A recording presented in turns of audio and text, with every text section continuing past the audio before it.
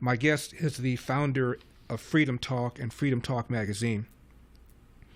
He has worked with state and federal forestry in the areas of fire prevention for years, was awarded the Bronze Smoky Bear Award for his work. Please welcome to the program, Kelly John Walker.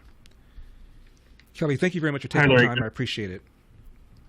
Good to see you, Larry, and I'm very sorry to hear about all the tragedy that's going on. It was very preventable. Yeah, and now there are 5 lives lost. The last segment I said 2. It's now been changed to 5. You said it's very preventable. Tell us how.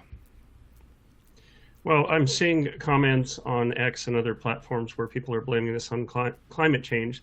That's absolutely false. I could go into that, but essentially, a lot of this has to do with how the land is managed. You mentioned the lack of forest thinning. That's very true. You know, around those areas, because I lived in Pasadena for 3 years. We looked out at Altadena.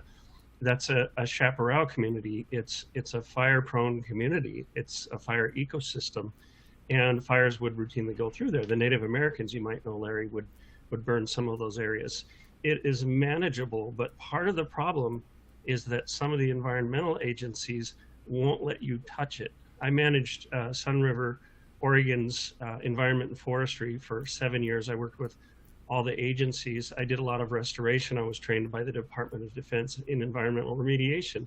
And I remember one devastating fire that went through near there. We never had one hit Sun River, thank God, but the fire was so hot, it sterilized the soil. And I wanted to go in. I came in with a plan to overseed it with some native plants. And believe it or not, the Forest Service would not allow that because the seed source for this Idaho fescue was not Oregon, it was from Idaho. It wouldn't have made a difference.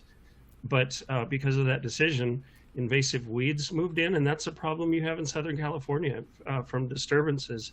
Invasive weeds will move in that are very, very flammable, even more so than the native vegetation. Some of those are annuals, which die back every year. They're going to really be prone to fire. And, you know, people say, well, this is because of global warming. It's not. Global warming, you would think, would produce more CO2 and more plants would grow, but you actually have fewer with developments going in. And one of the problems is people don't have defensible space. They don't know about their forests. I spent 7 years in Oregon trying to convince people that it's actually a good idea to thin vegetation, brush, trees. You know, we have to replicate some of the natural processes. So I know you have severe conditions, those Santa Ana winds. You have just prime conditions for maybe even like 100-year fire. Those things happen. But I think a lot of this, through some pre-planning, through some good land management, could have been prevented, and the state could have been more ready.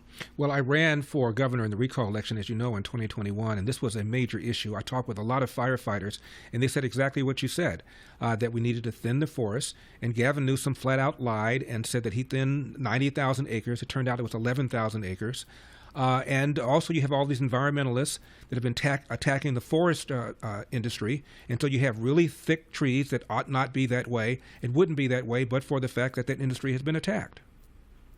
Right. They call them dog hair thickets. It's yes. Unhealthy thickets of smaller trees. And we talk about ladder fuels because these fuels will start in the grass, like the non-native cheatgrass. It's an annual grass. It's a tinderbox. It'll start there. It'll move up to the bushes and forbs and up into those smaller trees. And then those smaller trees, like say up there in Oregon, it was lodgepole pine that were designed to burn off and rely on that for reseeding, but then they would bring that fire up into the crown of the ponderosa pine trees. So I know there are a lot of different ecosystems. There's the chaparral, which is primarily brush, up into forests, but what we really need is for the government to listen to people who really know what they're talking about. And part of the problem, you know, God bless them, a lot of people have been influenced by environmental ideas that are not sound science. So they think you shouldn't cut anything, don't disturb anything, we're going to kill native species, endangered species. Well, what they don't realize is that a lot of those species do rely on the open canopy. They rely on fire, so we can do things like prescribed burns, controlled burns. You know, so a lot of this, how it could have been prevented was with good education and with, instead of playing politics, Gavin Newsom could have sat down with some of those people you talk to who know what they're talking about. Stop playing politics and protect the environment and protect people's homes. Well, as you know, Gavin Newsom, along with Joe Biden, believes that climate change is the most existential threat to the planet, not nuclear proliferation on the part of people like Iran, countries like Iran, or aggression by China. It's climate change. And he's mandated, Gavin Newsom has, the ban of the sale of gas-powered cars by the year 2035.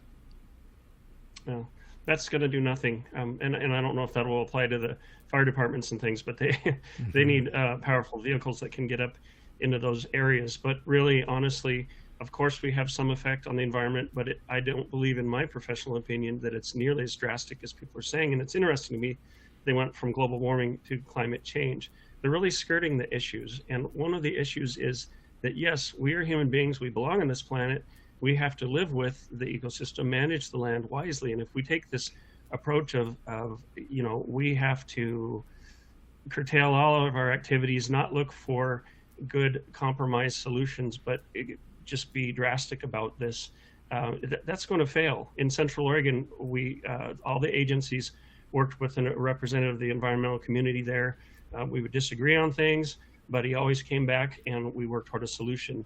He passed away. Another guy came in and he was very extreme, and he just tried to block everything. So, nobody cares more about the land than the people who work it, the people who live off the land. Farmers and ranchers get a bad rap, but some of them I've met are just excellent conservationists. So we need to cut down on the political rubbish and get back to an objective view of these things. I'm talking to John Kelly Walker. He has worked with state and federal forestry in urban interface wildfire prevention for a number of years. John, we're going to take a break. We come back, I want to ask you about the water shortages we have here in Southern California. We've got an ocean over here, Pacific Ocean, and somehow, some way, we have water shortages. We have rain, and half the rain just drains off into the Pacific Ocean. When I ran for governor, I pointed out that our state is now almost 40 million people. We have the same infrastructure as we had when the state was half its size. Thanks for watching these clips from The Larry Elder Show. If you enjoyed this content, be sure to subscribe to my channel and hit the bell icon so you never miss a moment. More thought-provoking discussions are just a click away, so stay tuned, and we'll see you in the next one.